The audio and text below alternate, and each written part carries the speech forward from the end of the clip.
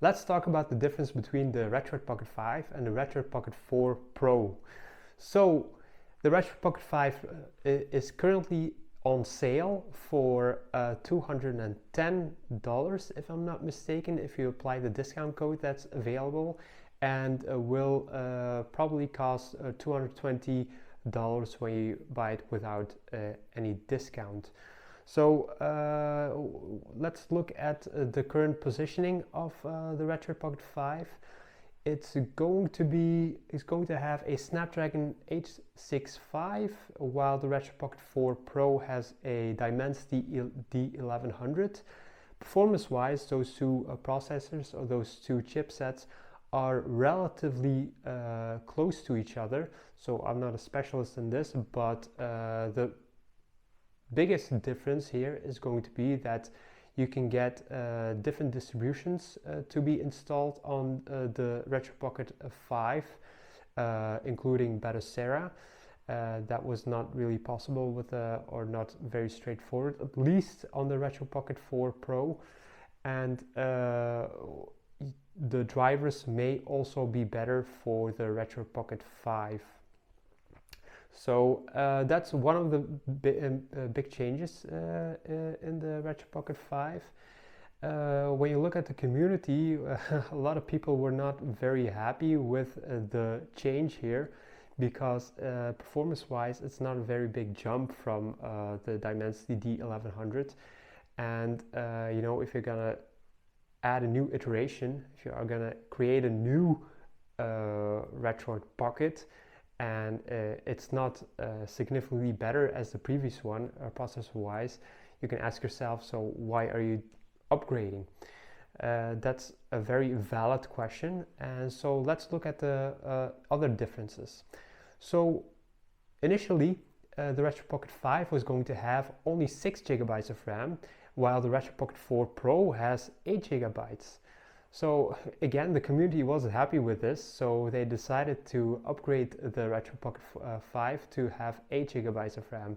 So I guess that's really good, since we're getting 2 GB for free, perhaps, from Retroid, if you want to call it that, for free. But so that's good. So the 8 GB is pretty much the same in the Retroid Pocket 4 Pro as in the Retroid Pocket 5.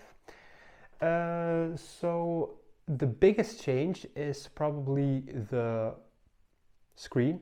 So I think a lot of people like an OLED screen. So since the Switch OLED came out and the Steam Deck OLED has come out, we've noticed that that screen is so much more brighter and is much more alive. The colors are much more alive, and it's more fun to just play with a device that has way more vibrant colors.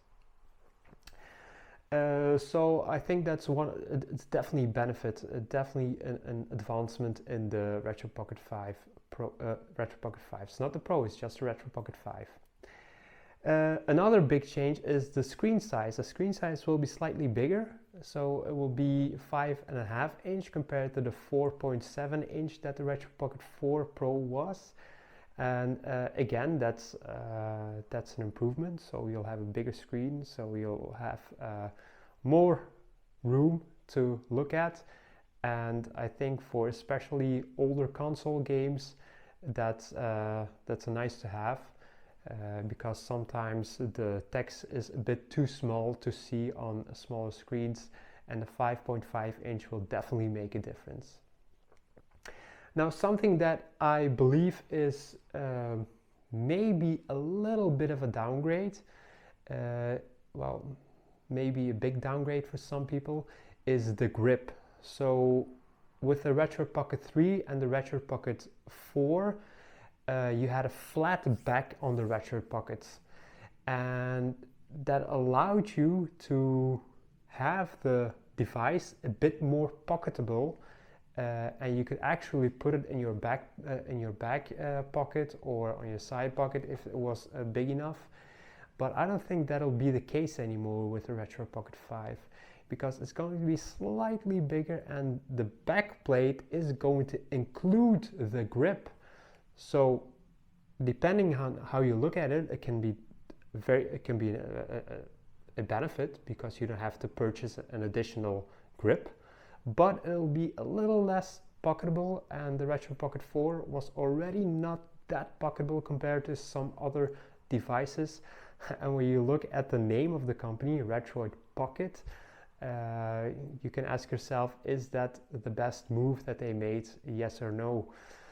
And again, with the grip, I think it was a really smart move in the past that they had an additional grip for the Retroid Pocket, because when you would play modern games, or you would connect to your Xbox or PlayStation, the grips that went a little bit down on the sides allowed you to grab those grips with your pinky and your ring finger, which allows you to go a little more down with your thumb and have a more ergonomic feel of the device, and play for a longer time with Xbox, with your Xbox or your PlayStation when you connect via the cloud. And that was great. But now with the Retroid Pocket 5, the backplate has a grip, but it's not sticking out to the downside. So you may have to, it may not be as ergonomic as a Retroid Pocket 4.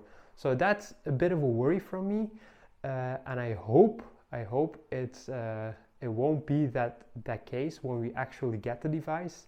So, but we'll see. I hope it will be more ergonomic than it looks, but that's a bit of a worry for me. So those are the main points pretty much. So there are still some other differences, like okay, the connectivity, they both support Wi-Fi 6. The older version, the Retroid Pocket 4 Pro, supports Bluetooth 5.2, while the new Retroid Pocket 5 only supports 5.1. But that's just a small difference between audio quality, if I'm not mistaken. And one of the other questions that we can ask ourselves is that, isn't the Retroid Pocket 5 becoming a bit of a tinkering device? So now with the Snapdragon, and you may want to install your own distribution of an operating system. So you can ask yourself the question, like, I'm buying this device, am I buying it to tinker with it, or am I buying it to play with it? Historically, all Retroid Pockets have been a bit of a tinkering device. It's not like you're buying a Nintendo Switch where you can just put a game in it and just play. You have to do some installations, you have to follow a walkthrough to get it to work. And I'm under the impression that the Retroid Pocket 5 may even be more of a tinkering device than the Retroid Pocket 4. So I think that's also a valid question to ask yourself. Is that what I want? Do I just want a handheld that I want to tinker with and only then play with it? Or do I want a handheld that I just get and immediately play with it? So when you look at Amberdic devices, they are usually ready to play, so they ship to your house and you just open it and you can just start to play with it. That's definitely not the case with the Retroid Pocket 4, or I don't think that'll also be the case with the Retroid Pocket 5. So I guess those are a bit of my thoughts on that. Maybe one last point is the positioning again of the Retroid Pocket 5. So the Retroid Pockets have always got a little bit more expensive with each iteration. Again, now with the Retroid Pocket 5, and you can ask yourself, isn't it better to pay a little bit more and get an Odin 2, for example, because the Odin 2 is around $300 US, and you can play a lot more games with that one. And again, that's the question you can ask yourself. The only difficulty with these Chinese devices is that you can't just try them out, get a feel with them in your hand, and then send them back if you don't like it. So if you order it, it's an order to keep, or unless you want to sell it secondhand, of course. And then also the Steam Deck is also around. It's much bigger, of course. You can't put it in your pocket. And again, you have to compare it with that. So the Steam Deck is much bigger. So if you want a device just to play at home, you can get a Steam Deck at around $320 or $330 US right now, because it's in discount if you get the LCD with 64 gigabytes of RAMs. So that's also an excellent device, maybe the best device if you like the bigger form factor.